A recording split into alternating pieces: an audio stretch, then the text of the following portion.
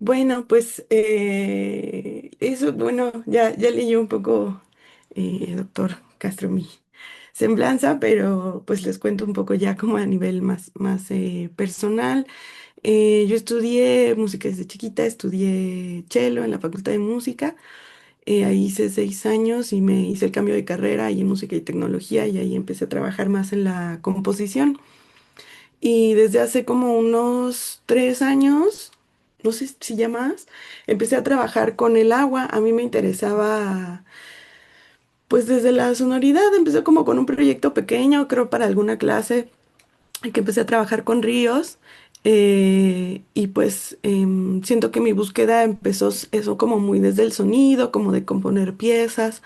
Pero pues conforme me fui acercando a otras personas y a otros trabajos, pues fui como aprendiendo y agregando cosas como a esa búsqueda y de ahí que se ha ido desarrollando y que me he ido un poco casi que como especializando ya como en ese tema.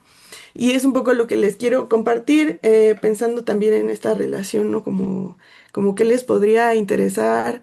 Pensé que quizá compartirles mis experiencias también como en el proceso de aprendizaje e incluso como estudiante, pues los hallazgos con los que fui dando y los procesos. Entonces, pues les iré compartiendo una serie de piezas y ya de ahí, pues lo que vaya saliendo dudas o lo que vaya siendo de su interés, pues lo podemos abordar con más detalle. Em, y bueno, el primer proyecto que realicé es este de hidrografías imaginarias. También cabe mencionar que no todos los que les voy a presentar, pero algunos de los proyectos tienen una identidad visual de diseño que le debo al estudio Gráfica Responsable que me hizo justo estos gráficos que van a estar viendo. Y bueno, Hidrografías Imaginarias es el primer proyecto que realicé con el agua. Es un proyecto pues sobre ríos. Em, la primer pieza que es naciente, son 6 piezas, es una serie de piezas. La primera viene justamente de la convocatoria que está en mi semblanza de Creación y Perspectiva del CEMAS, en donde propuse pues hacer una pieza con los sonidos de un río. Y de ahí se fueron desglosando el resto de piezas de la serie. Eh, las piezas, si ya lo irán viendo, pues empezaron a tener distintos formatos. Mi línea y mis estudios siempre han sido principalmente en música, pero pues tengo algunos conocimientos también en artes visuales, hice por ahí también tengo estudios un poquito de eso y trabajo con cerámica. Y pues bueno, hay otras técnicas que se fueron como revolviendo y pues ya irán viendo que pues nada, un poco entre lo plástico y lo sonoro. Em, pues tiene muchos formatos las piezas. Eh, Como ven, pues son 6 piezas las que integran la serie y a su vez son 6 ríos con los que trabajé, todos aquí en México. Y pues como que el trabajo con cada río pues generaba una pieza. Fue el primero, el río San Agustín, que está en Oaxaca, que grabé justo cuando hice la residencia allá. Después trabajé con el río Santiago, no, con el río Chiquito, que está aquí en Morelia. Después del río Santiago en Guadalajara. 2 ríos que están entubados en Ciudad de México, el río Churubusco y el río de la Piedad, y el cenote Nucuch-Sonot, que está en Yucatán. Em, la lógica era un poco como pues se volvió personal, o sea, yo pues cada que viajaba grababa ríos y la lógica que hay es que esos viajes corresponden como con mis encuentros familiares o vacaciones o cosas que estaban vinculadas a mi vida personal. Ya cuando veo la serie al final me doy cuenta como de ese como profundo vínculo con mi persona en cuanto a que, bueno, yo resido en Morelia, mi familia es de Guadalajara, que es donde grabé el río Santiago. Yo nací y viví gran parte de mi vida en Ciudad de México, que son los otros 2 ríos, y mi familia está en proyecto de mudarse a Yucatán. Entonces, y bueno, en Oaxaca estaba ahí por amistades, ¿no? Que también estuvimos trabajando en la residencia. Entonces, de alguna manera, pues la lógica de selección de los ríos está profundamente vinculada a mi vida personal y a mis vínculos, familiares y de amistad. Y bueno, ya yendo por orden, la primera pieza fue naciente, esa es una pieza acusmática, es decir, pues solamente hice trabajo como de audio. Y empezaron como las preguntas en cuanto a la creación que me parece que son las que son nutritivas a la hora de hacer el trabajo, digamos, con paisaje sonoro. Cuando yo fui a San Agustín, Estábamos en una casa que es muy grande, que es un centro de las artes, que tiene espacio para hospedarse, y estuvimos ahí una semana y se propuso hacer una práctica para subir al cerro que estaba como justo atrás del espacio de residencia. Entonces, esta fue una práctica de Sendik Vázquez, que es coreógrafo, y pues lo que él proponía era que solo hiciéramos una caminata por el cerro. Cuando íbamos subiendo, empecé a ver un canalito de agua que era como un canal de concreto que bajaba por el cerro, y me dijeron que venía del río San Agustín, y entonces como que me dio mucha curiosidad, lo fui grabando, llevaba yo también unos hidrofonitos y yo quería pues grabar el río. Y ahí empezaron las preguntas, ¿no? O sea, cómo grababa el río, porque cuando yo me acerqué, pues era un tramo que sonaba de una manera específica.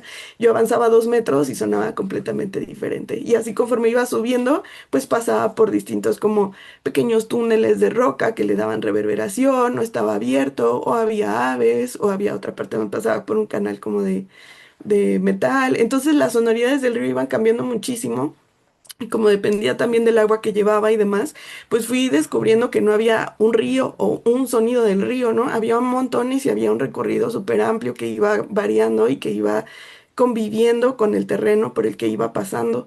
Entonces, pues fui grabando pedacitos, y ya cuando llegué como a casa a editar y a pensar la pieza, dije, bueno, pues ¿cómo reconstruyo si lo que tengo son pedazos de ese día, en ese momento, ¿no? Como fragmentos en los que el río y yo coincidimos, pero no del río en sí. No puedo decir que esta es una grabación del río San Agustín, porque no, es una grabación del día y la hora y el lugar en el que me paré en uno de los canales que salen del río San Agustín.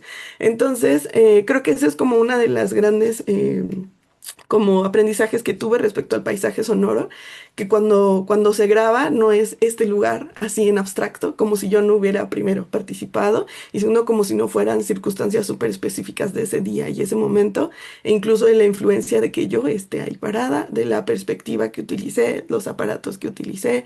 Entonces como que pues aprendían a hacer esa generalización y dije, bueno, este no es el río San Agustín, es una colaboración entre ese momento en las aguas que había en ese lugar, del río San Agustín y yo. Y entonces pues planteé así la pieza, ¿no? Empecé a juntar como esos fragmentos de grabación, empecé a editarlos también como cambiando conforme iba avanzando, pues la reverberación.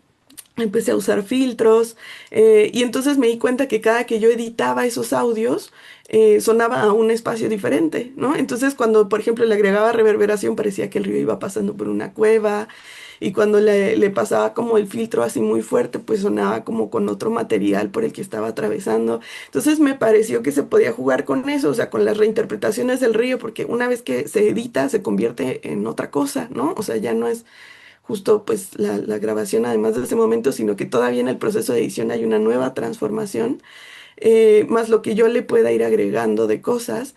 Entonces, pues mi propuesta era hacer un recorrido por un río imaginario, ¿no? Como inspirado en las aguas del río San Agustín, pero que, pues que la idea fuera, especialmente porque es acusmática y no ves nada, que fueras imaginando por dónde va pasando el río y que cada quien cuando escuche haga su propio recorrido imaginario.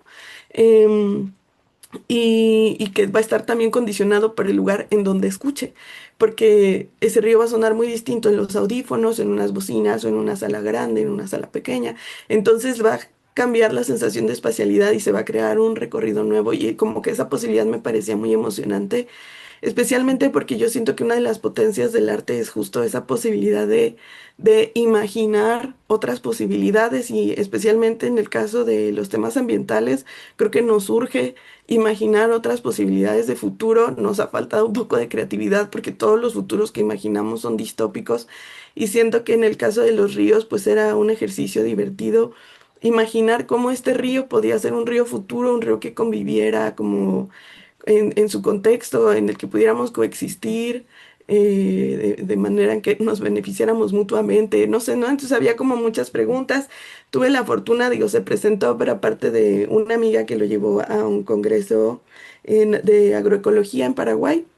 E hicieron un taller justamente de imaginarios, y jugaron con la pieza, ¿no? Y hubo una reflexión posterior, de eso, como de cómo, qué ríos imaginamos y cómo este podría, por qué suena así, ¿no? En un escenario donde pues, que no sea trágico del futuro del río. Y pues ya esas son un poco como las cosas que fueron pasando por mi mente en la creación de la pieza. Esto que ven aquí es la partitura. Obviamente pues abierta a que cada quien haga su interpretación, pero la mía la representé gráficamente aquí solo como un ejercicio de trasladarlo a lo visual. Yo de pronto ya no creo mucho en las partituras, pero en este caso pues solo como para expresar lo que yo siento que sucede.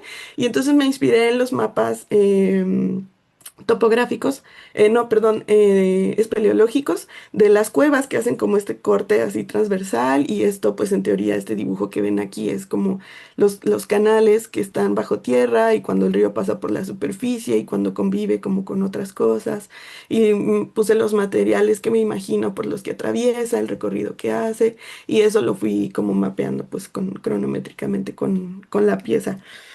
Si quieren al final escuchar algo, podemos poner una que otra cosa. No me voy a quedar ahí en eso porque luego siento que técnicamente así nos roba mucho tiempo. Pero bueno, si al final quieren escuchar alguna de las cosas, se las puedo mostrar. Esa fue la primera pieza de esta serie de hidrografías imaginarias. La segunda es Cauce. Esta pieza la hice igual sobre del río, también un río pues, pero del río Chiquito que está aquí en Morelia.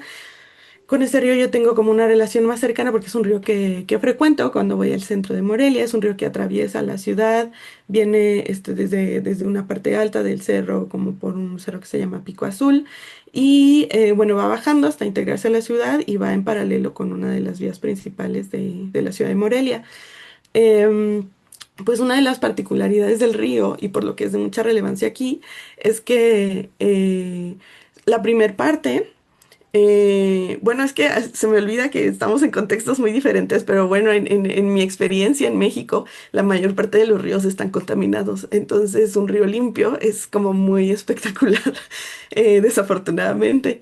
Entonces, bueno, al menos en las urbes, ¿no? En otros espacios seguro no, pero lo que a mí me toca experimentar, pues siempre hay problemas de contaminación graves. En el caso del río Chiquito, algo que es particular y de atención de todo el mundo es que desde donde nace, en el cerro, como cruza con varias áreas naturales protegidas, el agua está limpia. Eh, y hay incluso especies endémicas y está como rodeado pues sí, de un ecosistema súper rico y súper diverso. Y eso es como un atractivo muy grande del río Chiquito para gente que hace investigación con él. Lo que es sumamente trágico es que conforme va entrando a la ciudad va recibiendo descargas de aguas negras. Y ya para cuando está en la ciudad, que ya está conviviendo con autos y que va como sobre la vía principal, pues está sumamente contaminado y es súper contrastante cuando ves las imágenes de cómo está en el inicio y cómo acaba en la ciudad. Y también el ambiente que le va como rodeando, que tiene muchas implicaciones sociales como muy dignas de análisis. Y lo que hice, pues como pues, para dialogar con el río fue empezar como con sus formas, era como lo que me interesaba, como de, bueno, quiero conocer el río, cómo suena y como qué hay en él, qué formas, les decía yo, ¿no? Como de, pues, qué cosas hay, cómo se ve, como con qué convive, solo pues para conocer en cada uno de sus tramos cómo va variando eso. Entonces, pues empecé como más cerca de la naciente, por Pico Azul, en un lugar que se llama San Miguel. No me acuerdo si tengo aquí el mapa, que no les puse tantas imágenes. Y pues ahí lo que encontré fueron las rocas que están aquí a la izquierda, las más grandes. Solo había eso, ¿no? Y pues sí, las aguas limpias, lo que sí es que estaba como enrejado, pero pues sí, era un espacio como pues sí, menos intervenido. Conforme fui bajando, llegamos a una parte que se llama Río Bello, que todavía está un poco como en el área natural protegida, pero el agua ya tenía como mal olor. Recogí rocas y las rocas tenían como unas lombrices rosas que luego vi que aparecen cuando son aguas tratadas. Y pues sí se veía un poco más opaca el agua. En todos lados también recogí muestras de agua. Luego bajamos más a una parte que se llama Los Filtros Viejos, que es como un parque ecológico que ya está como en las orillas de la ciudad. Y sucede que ahí estaba nuevamente más o menos limpia el agua y ahí es algo muy interesante y que me conmovió mucho, que los ríos tienen la capacidad de limpiarse a sí mismos y se les deja descansar.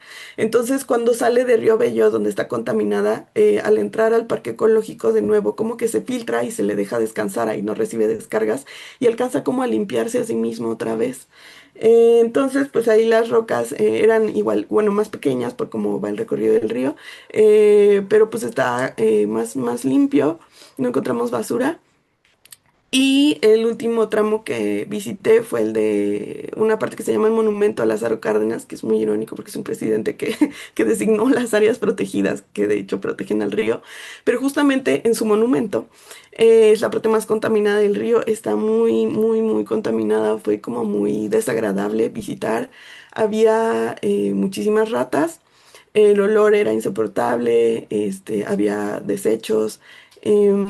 En las noticias he visto constantemente que se encuentran cuerpos humanos en esa parte. El agua se veía estancada, se veía gris. No nos pudimos acercar, no pude sacar muestras, no pude hacer casi nada. Y entonces también noté como esta relación del acercamiento y no al río en relación con las condiciones de sus aguas. A mí no me gusta como poner este discurso así triste de, ay, pobrecito río, ya se murió, ya no sirve, ya está podrido, ¿no? O sea, como que a mí me interesa mucho acercarme, aunque las aguas estén contaminadas, pero sí había como una imposibilidad. Em, y pues me generó mucha frustración y no pude recoger muestras de piedras ni nada, ni de basura, y me parecía irresponsable incluso intentarlo, porque además estaba como muy pronunciada la bajada y pues casi que me podía caer al río. Algo también curioso es que ahí sí hay un ecosistema ahí como peculiar, porque están pues todas las ratas que ahí como que pues conviven con la basura y los desechos que llegan a caer como desde arriba del monumento, que hay muchos puestos de comida. Y hay un montón de sopilotes que aquí es muy extraño ver, ¿no? Como que está un árbol lleno de sopilotes que seguramente, pues no sé si comerán a las ratas muertas, todos tenemos duda de qué hacen ahí, pero pues forman parte como de este pequeño ecosistema en esa parte del río. Y bueno, ante la frustración de no poderme acercar y no hacer muestras, decidí hacer algunas piezas cerámicas que de nuevo como que detonaran imaginarios.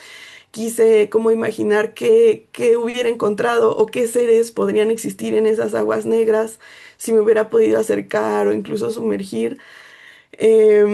Y pues hice estas piezas cerámicas que están a la derecha, que están como basadas en, pues, en algunas de la basura y de objetos que encontré en los tramos anteriores del río. Em, y pues hacen como estos pequeños seres vivos, ¿no? Que imagino que viven como ahí abajo. Y al centro está unas piezas, está toda esta muestra de Cauce, la exhibí como instalación sonora en un museo, en el Museo Regional aquí en Michoacán, en donde puse como las rocas de cada parte del río, acompañada con las grabaciones audio que hice ahí y las muestras de agua que tomé. Y bueno, ya que se terminó la exhibición, yo como que me comprometí con el río a devolver las rocas y las regresé al río con una ofrenda. La basura, bueno, la deseché de la manera correcta y pues como me quedé sin las rocas y la verdad sí fue un gran vacío porque estuvieron conmigo como un año y medio, decidí un poquito como homenaje y como cierre hacerlas en cerámica también. Y son las piezas que están al centro, entonces en cerámica como que reinterpreté algunas de los desechos y de las piedras que encontré y como que hubo una cosa también en darles forma en la cerámica que fue como otra forma de contacto, de conocerlas que resultó muy interesante. Y bueno, y ahí cerré esa pieza. El resto de piezas de la serie son una serie de performances, el afluente A, B y C, en donde lo que hago es pues dar como un concierto, vaya, acompañada como de diferentes instrumentistas con grabaciones de los cuerpos de agua que visité. Empecé de nuevo con el Río Chiquito porque ya tenía las grabaciones de audio que utilicé en la instalación, pero quería explorarlas más porque en ese caso solo pues, se reprodujeron y ya. Y yo tenía esta inquietud como de escuchar de otra manera porque yo decía, es que estas grabaciones me siento en mi escritorio, escucho el río, ah, qué bonito, corto y pego y ya. Y siento que mi escucha como que no cambia, pues no, es la de siempre, la de la edición, la del trabajo que hago aquí en el escritorio.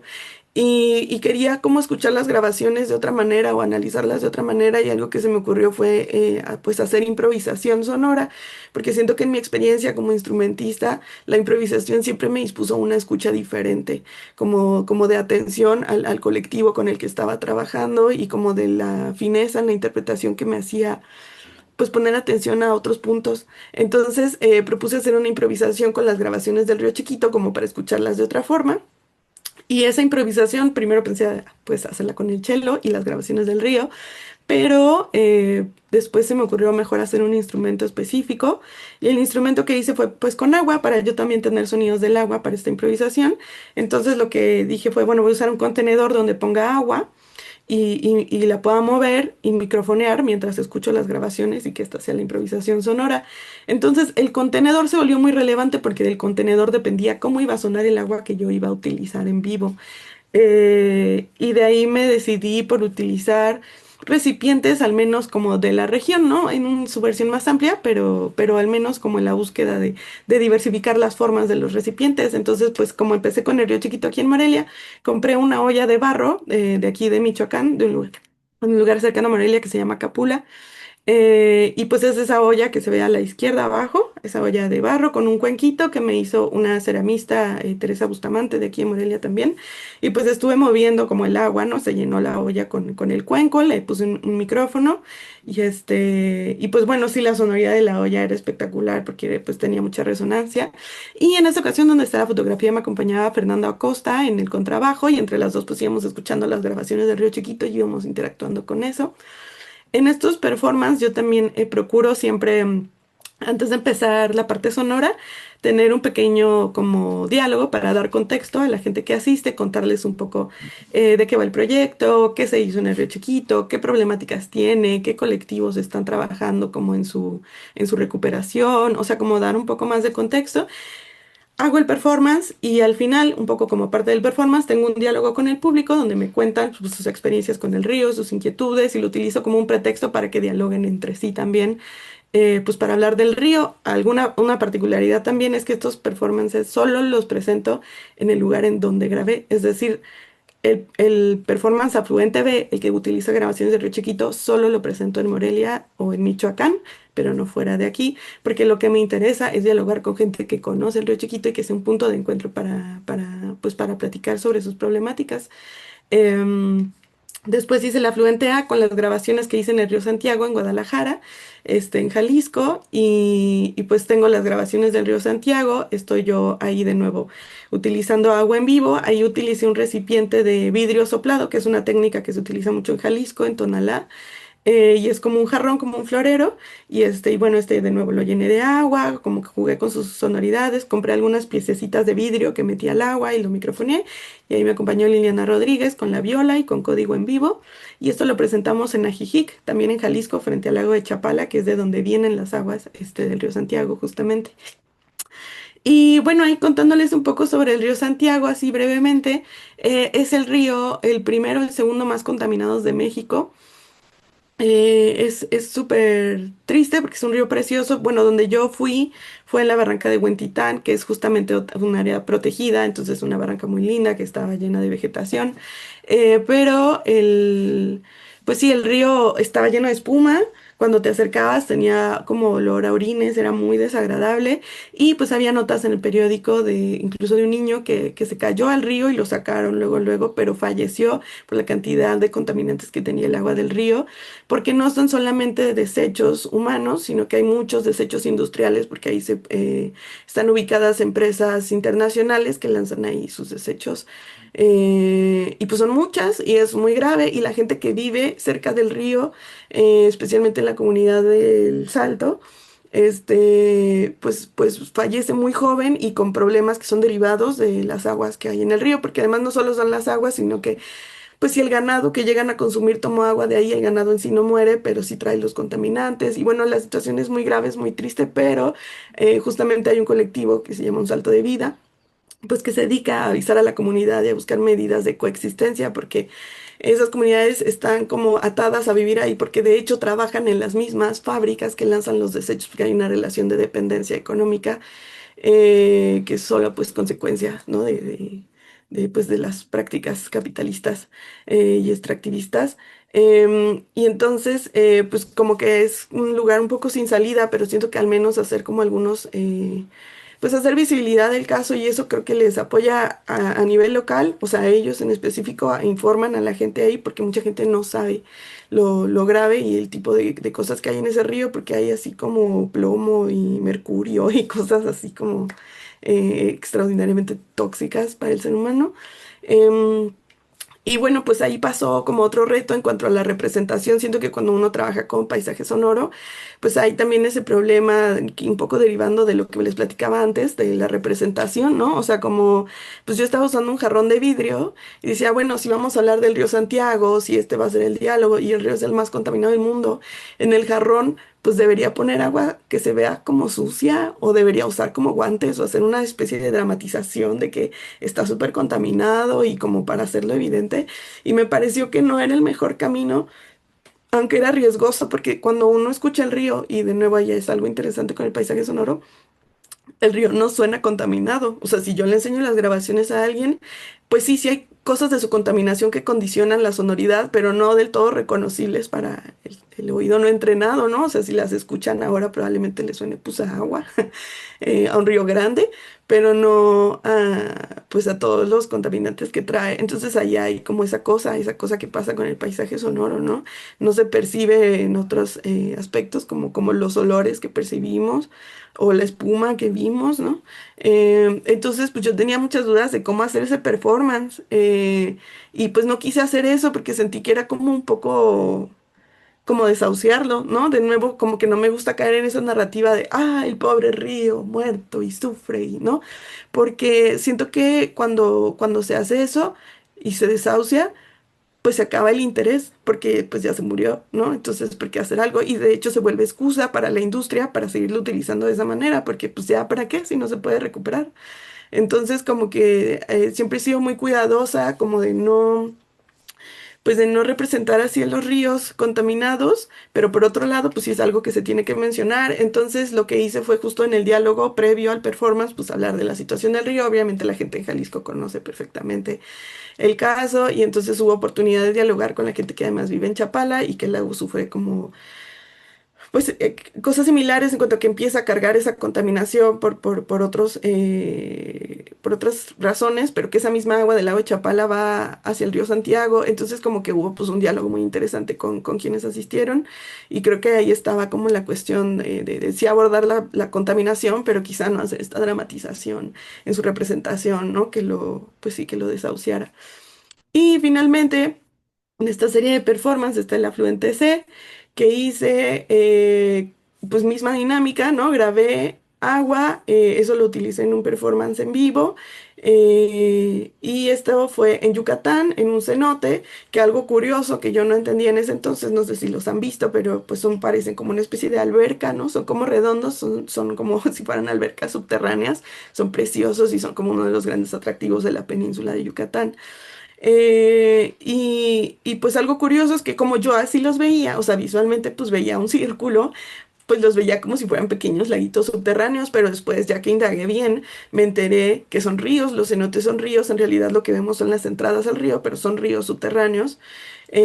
Yucatán, algo particular es que no tiene ríos superficiales, como su suelo es de piedra porosa. En sí los ríos no van por arriba, van en su mayoría por abajo.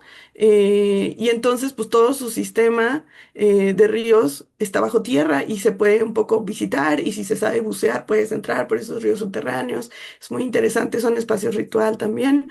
Eh, y en su mayoría no estaban contaminados, pero ya están siendo contaminados por el turismo, por el supuesto ecoturismo que explota esos espacios sin control y con sobrecupo, por las obras del Tren Maya, que es un tren que se está construyendo en esa zona, y también por en este caso específico del cenote Nucuch-Sonot con el que trabajé, por las mega granjas porcinas que son granjas como con 400.000 cerdos que pues defecan en el suelo, que es de piedra porosa, y esos desechos se filtran al agua y la contaminan y contaminan todo el sistema subterráneo, o sea, varios de los cenotes, y pues está volviendo un problema muy grave, pasa en varias comunidades de Yucatán, han tratado de silenciarlos un montón, pero especialmente en Jomún, en donde está este cenote, la comunidad se ha unido y tienen pues este colectivo que se llama los Guardianes de los Cenotes, em,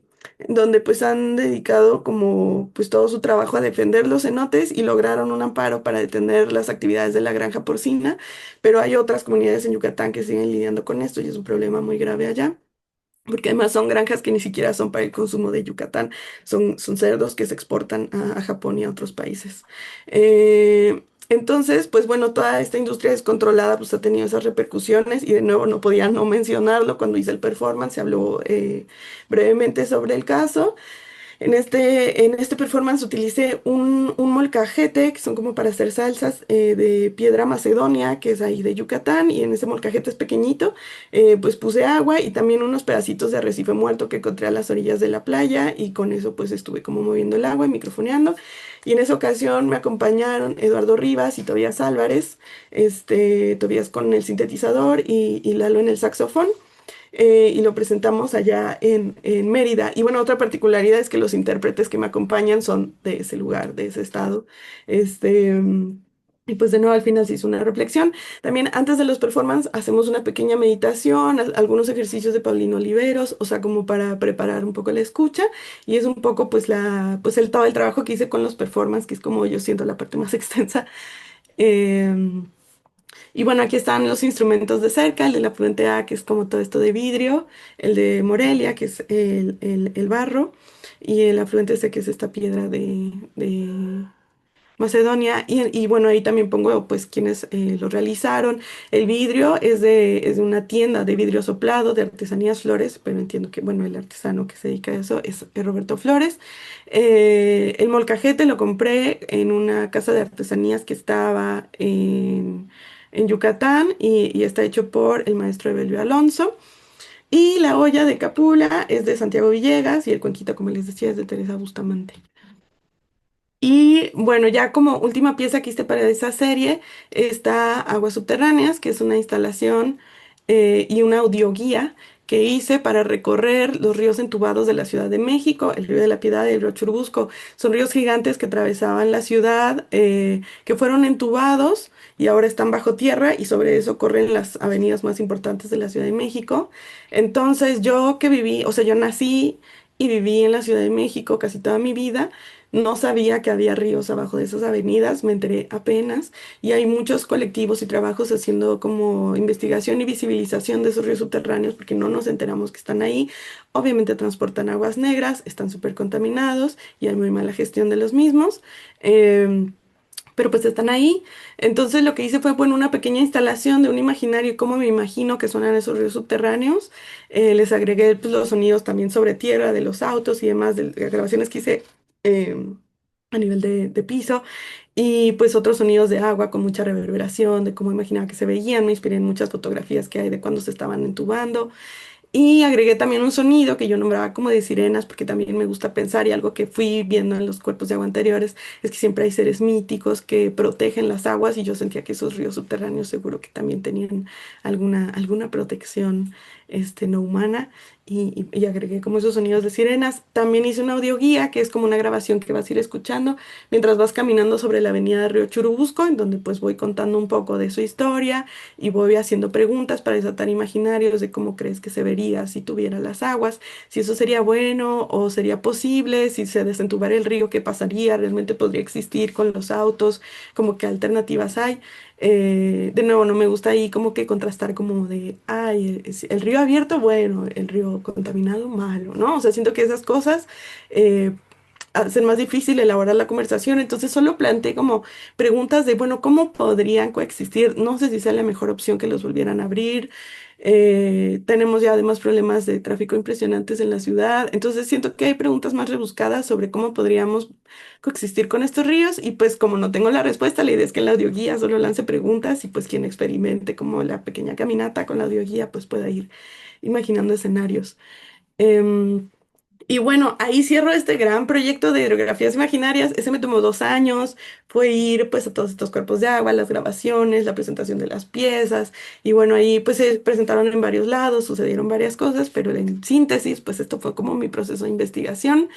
Y pues como uno de los grandes aprendizajes de esta serie de 6 piezas es como, bueno, que no lo podía reducir solo a la sonoridad, que había problemas también de representación a tomar en cuenta, que también había cosas con la forma en que se hacían las grabaciones, etcétera, etcétera. Pero también me di cuenta que había muchas comunidades implicadas en estas aguas que yo no estaba considerando, y que conforme avanzó el proyecto sí que me gustó como y me importó. acercarme y nombrar a los colectivos que trabajan en pro de estas aguas, pero en sí no me relacioné cercanamente ni el proyecto fue planteado para hacer un vínculo social.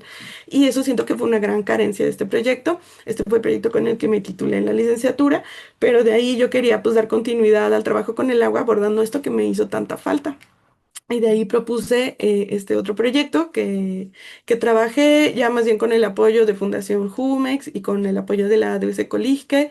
Y fue un proceso eso de un año en el que trabajé específicamente en la zona de la Sierra Norte de Puebla, específicamente en la comunidad de Ocomantla. Y bueno, este proyecto se llama Cuerpos de Agua. La propuesta inicial era hacer una cartografía sonoroafectiva en relación con los cuerpos de agua de la comunidad de Ocomantla y pues la propuesta era acercarme a entrevistar, a conocer a la gente que vive cerca de estos cuerpos de agua, que convive con ellos y cómo es como su relación. Y pues yo también pues conocer a más profundidad los cuerpos de agua y cómo acercarme. Y bueno, esa fue como la propuesta de inicio. Fue un proyecto que dio muchos giros, de mucho aprendizaje, pero bueno, pues el planteamiento fue como hacer una serie de talleres donde pues sí, era un poco un plan como de diagnóstico. Hicimos talleres en tres telesecundarias de la zona para preguntarles qué cuerpos de agua conocían, cuáles les interesaban.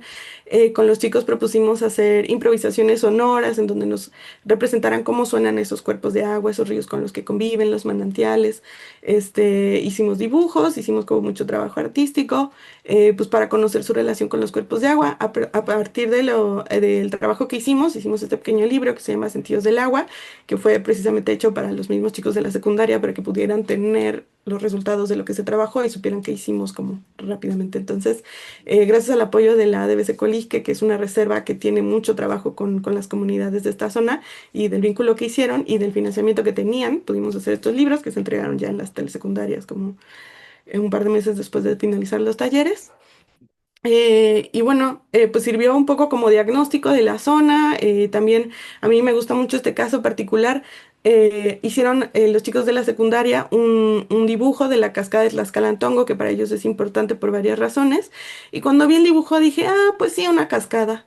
Y luego fuimos a la cascada de Tlaxcalantongo, que está del lado derecho, y cuando ven la fotografía, pues se ve así tal cual la cascada. Hay una cosa de representación nuevamente y donde yo no le di importancia a que en el dibujo había como un camino color café que me pareció irrelevante y ya cuando fui a la cascada nos dijeron, es que aquí hay una cueva de uso ritual que es un sendero que va en paralelo con la cascada y es súper importante. Entonces, en relación con el agua. Entonces, eso en ninguna fotografía iba a salir y la representación del dibujo hacía súper claro los puntos de mayor relevancia para, para los chicos que visitan la cascada. Entonces, ese tipo de ejercicios, las improvisaciones sonoras, las entrevistas que hicimos, pues como que iban denotando como esos vínculos como más allá de lo que nosotros podíamos percibir. Hay también una serie pues de rituales asociados al agua. Se hace una fiesta al agua, que es el Día de la Santa Cruz. Que nos dieron oportunidad de estar y de participar y con quien se hizo como también como con las organizadoras un vínculo muy, muy cercano y de mucho cariño. Y del lado izquierdo está también pues un músico que conocimos allá en Telolotla, que es una comunidad vecina, que es violinista y que justamente hace música para las cuevas y los manantiales. Y pues en ambos casos hubo oportunidad de hacer video, hicimos como estos pequeños documentales que les entregamos en donde están las grabaciones de audio y de video, etcétera, etcétera. Y bueno, las entrevistas que ya les comentaba, hablamos con mucha gente de la comunidad, de la reserva sobre los cuerpos de agua. em, y hicimos obviamente registro sonoro de todos los cuerpos de agua que visitamos, y hubo fotografía y video. Y también hicimos muestreo de calidad del agua en los cuerpos de agua que visitamos. Entonces, pues todo esto que les acabo de decir se compiló en una muestra artística que sirvió como un pretexto para hacer una pequeña asamblea con los directores de los comités de agua de la región, con la reserva para hablar del tema del agua, de sus inquietudes, de lo que se podía hacer en colectivo para resolver. Y en la muestra lo que hubo fue fotografías y pues sonaban las grabaciones tanto de las entrevistas como los de los cuerpos de agua. Esto se realizó obviamente en la Sierra Norte, en La Unión, que es una comunidad que queda como céntrica para varias de las comunidades que visitamos para grabar. Y pues ahí se hizo como este encuentro en donde hubo diálogo, donde se escuchó las grabaciones, se vieron las fotografías, etcétera, etcétera. Y bueno, me voy a quedar aquí porque ya me acabé el tiempo, pero son las dos grandes piezas que he trabajado. Y pues ya el resto son piezas pequeñas que he trabajado también en relación con el agua, pero creo que en realidad lo que más me interesaba era compartirle estas dos primeras. Em, Me fui más rápido en la segunda, pero bueno, en la segunda definitivamente el eje fue la cuestión social y la relación, ¿no? Con otras comunidades y cómo no cómo tratar de no caer como en muchos lugares comunes que podían resultar extractivos en el trabajo que hicimos allá. Y bueno, todas son cosas como más finas que podemos, si quieren, discutir ya más como en las preguntas, pero pues que fue como un poco el complemento de lo que sentí que fue una carencia en el primer proyecto de hidrografías imaginarias. Y pues ya, con esto cierro. Muchas gracias, Tania. Magnífica presentación, muy, muy interesante, sumamente interesante. Yo creo que ahora sí abriríamos, chicos, un espacio ahí como para comentarios, preguntas, ¿verdad? Ellos en este momento están iniciando su pieza de paisaje sonoro. Ahí, ahí me contarán cómo les va, ¿verdad? Y yo creo que es un momento importante para preguntarle a ella también por sus dudas, las dudas que ustedes tienen, el trabajo con el grupo y también las investigaciones que ella hace, ¿verdad? Entonces, lo que voy a hacer es volver la cámara y si alguien quiere comentar o preguntar, tal vez venir aquí un poquito más acá para que se escuche, porque si no, no se escucha. A ver, ahí está. Muy bien. Sí, vos, hombre.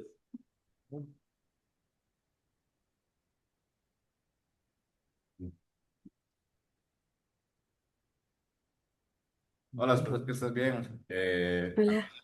me llamó mucho la atención, más que una pregunta es como un comentario, porque a nivel personal sí no me quedaba como tan claro, ¿verdad? Cómo poder construir ese tipo de piezas o algo así. Yo soy de la carrera de sociología Mm, y ahora viendo, digamos, los comentarios que ustedes hacen en relación con los contextos socioculturales, me parece que es una buena forma de expresión para poder llevar y plasmar las problemáticas de una manera mucho más artística, ¿verdad? Y por ejemplo, con los performances que usted planteó, ¿verdad? Entonces, esa conexión de hacer el performance solo en la zona territorial donde grabé es muy importante porque combina la doxa con la episteme, ¿verdad? El conocimiento con la raíz de la zona, que debería ser a veces el factor crucial de cualquier carrera y principalmente de la función universitaria a nivel social, ¿verdad? Entonces, agradecerle de repente y felicitarle.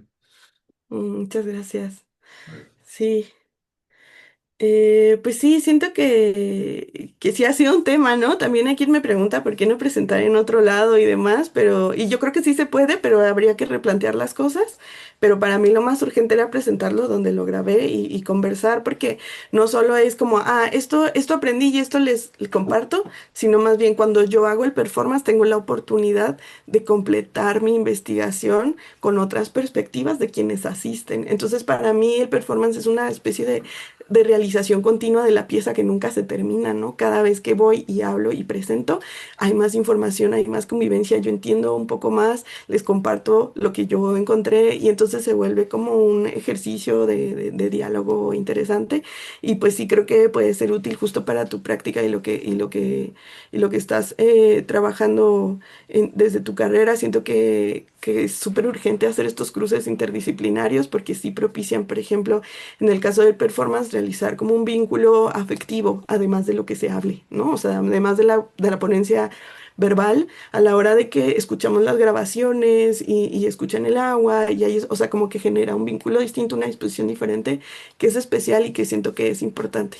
Entonces, sí, sí, que bueno que además estés haciendo este trabajo de cruce entre disciplinas que me parece súper, súper importante. Gracias. Sí, vos. Ujú. A mí, bueno, yo también tendría una pregunta y es sobre el criterio para abordar o caminar en una zona determinada. O sea, cómo lo haces, si usas la deriva o si hay algún criterio por dónde empezar, ¿verdad? Ahora más adelante sí puedes ahondar. Adelante. Mm, em, Pues siento que al principio, o sea, en la primera parte de la serie de varias piezas, pues sí era como muy circunstancial, que pues yo iba, por ejemplo, de visita a Guadalajara a ver a la familia y todo, y me decían, mucha gente, siempre, desde que saben que hago este proyecto, mucha gente me cuenta, es que hay este lugar que tienes que ir, este lugar que tienes que visitar. Y entonces nos habían contado del río Santiago y fue como, ah, bueno, pues se ve cerca, podemos ir, y fue un poco como justo como no diría que azaroso, pero vinculado como a la gente con la que me relaciono y a las situaciones en las que estaba como inmiscuida.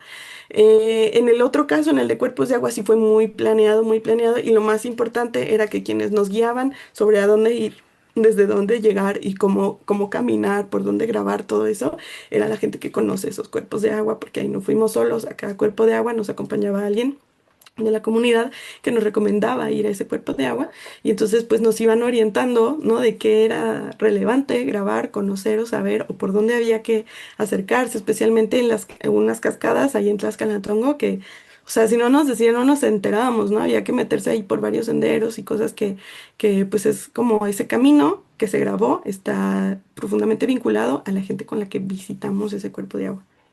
Mm, ok. Bueno, Eh, Hola, muchas Hola. gracias por la presentación. Estuvo muy emotiva, digamos, al menos en mi parte personal, porque yo también siento mucha afinidad por los ríos, ¿verdad? Es un tema que me interesa, a pesar de que estudio filología, ¿verdad? Y me dedico más a la literatura, pero, digamos, eh, me resultó muy valiosa este proyecto porque, digamos, desde la literatura vemos el concepto de intermedialidad, ¿verdad? Que es como convergen tantas artes, ¿verdad? Para generar un producto, ¿verdad? Es como un sinónimo de interdisciplinariedad, digamos, ¿verdad? Y lo que usted hizo aquí es valioso porque no solo combina todo el performance, sino también sonidos, ¿verdad? También lo visual, ¿verdad? Cómo convertir todo esto en exposiciones también, ¿verdad? Y algo que me llamó la atención fue cuando usted dijo que tiene un contexto particular, ¿verdad? De que cómo estos ríos llegan a la ciudad, se contaminan, ¿verdad? Pero que las nacientes siempre están limpias, ¿verdad? Bueno, aquí en Costa Rica tenemos aquí también en la capital, en San José, cuatro ríos que viven esta realidad también, ¿verdad? Son los ríos Río Torres, el río Virilla, el María Aguilar y el Tiribí. Sí. Y todos estos convergen con el gran río Tárcoles, ¿verdad? Que es el más contaminado de Centroamérica. Y, digamos, toda esta realidad es prácticamente, a pesar de que no he estado en todo el continente americano, yo creo que es muy común, ¿verdad? Mm, Cómo estos ríos se contaminan, cómo incluso hay como esa tendencia a creer que están muertos, que no se pueden reparar, ¿verdad? Que no hay iniciativas, ¿verdad? Pero, digamos, yo creo que sí, porque al menos en este último que mencioné, el río Tiribí, mucha gente desconoce que en realidad tiene un atractivo ahí en Rancho Redondo, ¿verdad? Que es como 20 kilómetros de aquí de la capital a las nacientes, digamos. Y en Rancho Redondo están las famosas cataratas, las lloronas del río Tiribí, digamos. mm, ujú, Y se combina mucho con este último proyecto de la cascada que usted decía, ¿verdad? Porque prácticamente si pudiera replicar este proyecto, aquí en Costa Rica, con este particularmente las cataratas lloronas del río Tiribí, funcionaría muy bien, ¿verdad? Y tendría mm, casi el mismo efecto, ¿verdad? Pero al menos yo no me siento en la capacidad para liderar un proyecto así, pero valoro que usted, digamos, lo haya hecho, ¿verdad? Y mm, lo haya llevado a cabo. Tal vez eh, algún impacto social en comunidades tenga, eso mm, sí lo valoro, pero en resumen, digamos, eso es lo que quería comentar, ¿verdad? mm. Cómo es valioso y cómo puede aplicarse también a toda la realidad latinoamericana. Ujú, ujú. Gracias. Sí, pues siento que justo ahí con el Río Chiquito pasa que bueno, una compañera que hizo como una investigación de esa parte contaminada, haciendo muchas encuestas. La gente que vive cerca del río o que lo conoce lo considera un lugar muy desagradable. Y ha habido proyectos de entubarlo para que no moleste, porque huele mal, porque son aguas negras, porque no, porque es peligroso. Pero si ese río se entuba, lo poco que hay de vida se va a acabar, ¿no? O sea, como que en esa parte, de todos modos, hay otras especies que sí conviven y coexisten con el río y están saludables. Y también hay áreas verdes que son de importancia. Entonces, el problema justo es donde siento que a veces otras áreas no se animan tanto a abordarlo, pero hay una cosa muy importante a nivel afectivo de la comunidad que vive cerca de los ríos, de cómo lo perciben, porque si lo perciben como algo desagradable, asqueroso, desahuciado, pues que lo entuben, ¿no? Y si hay una posibilidad, justo como mencionas, ¿no? De relacionarse, como que siempre resulta de más sagrado. Por ejemplo, en el Río Chiquito, en la naciente, hay ajolotes, que es una especie endémica muy querida en México, ¿no? Entonces, cuando decimos que hay ajolotes, es, ay, el Río Chiquito, ¿no? Y entonces genera como un vínculo muy diferente al que se genera con la parte contaminada. Y creo que el entender que es el mismo río, entonces haría reconsiderar si realmente queríamos que se entube, ¿no? Entonces, como que esta cosa de cómo nos relacionamos o percibimos, sí creo que justo es importante, y que en el río que menciona seguro que sí tendría un impacto social si se sabe de su recorrido completo, o si se trata de sanar la relación que hay con las aguas contaminadas, que no sea instantáneamente de rechazo, para que se pueda justamente empezar a trabajar, que sí, no es de que mañana ya va a estar limpio el río, pero al menos empezar a trabajar con la relación que se tiene con las aguas negras, creo que puede propiciar que se vaya revirtiendo su contaminación lentamente, ¿no? Entonces me parece a mí como un primer paso, así que me da gusto que lo notes, y ojalá que igual si tú te animes a, a armar ese proyecto, quizá con más gente, con este río. Bueno, muchísimas gracias, Tania. De verdad, muchísimas gracias. Muy interesante la exposición de Tania. Y nada más decirles que Tania y Fer Lomelí estarán en Costa Rica muy próximamente, creo que el Mm. próximo año, si logramos, y van a Sí, estar por sí, acá haciendo un taller en la escuela y una serie de actividades. Entonces, bueno, ahí los tendrán y les avisaremos, ¿verdad? Entonces, sí, sí. bueno, pues por lo pronto, muchas gracias y aquí te despedimos. Vamos a ver, para allá. Luego. Muchísimas gracias. Oiga, Nos vemos prontito. pues, Hasta luego. Muchas gracias.